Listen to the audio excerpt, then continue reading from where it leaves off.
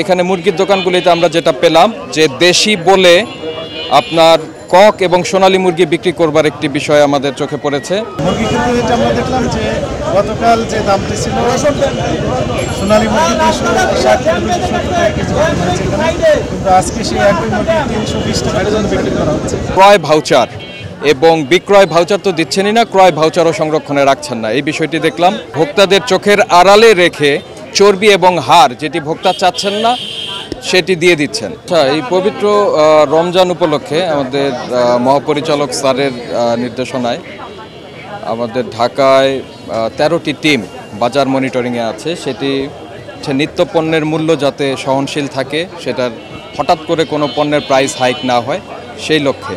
তো এটার অংশ হিসাবে আমরা আজকে এখানে এসেছি। তো এখানে আমরা নিত্যপণ্যের বাজার যেটা রয়েছে সেটা আমরা পরিদর্শন করলাম, এই আর কি। ওইটার অংশ হিসাবে আমাদের এখানে আজকে আসা। এখানে 4টি প্রতিষ্ঠানকে জরিমানা করা হয়েছে, আর অনেক প্রতিষ্ঠান আমরা এখানে ভিজিট করলাম। অপরাধ হচ্ছে এখানে মুরগির দোকানগুলিতে আমরা যেটা পেলাম যে দেশি বলে আপনার কক এবং সোনালী মুরগি বিক্রি করবার একটি বিষয় আমাদের চোখে পড়েছে।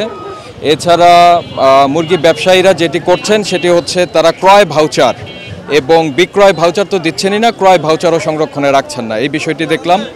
আর আমরা মাংসের দোকানে যেটি দেখলাম সেটি হচ্ছে যে ভোক্তাদের চোখের আড়ালে রেখে চর্বি এবং হাড় যেটি ভোক্তা চাচ্ছেন না সেটি দিয়ে দিচ্ছেন, এই বিষয়গুলি আমাদের চোখে পড়লো। আর এছাড়া আমরা নিত্যপণ্যের যে বাজার দেখলাম সেটি মোটামুটি সহনশীল রয়েছে।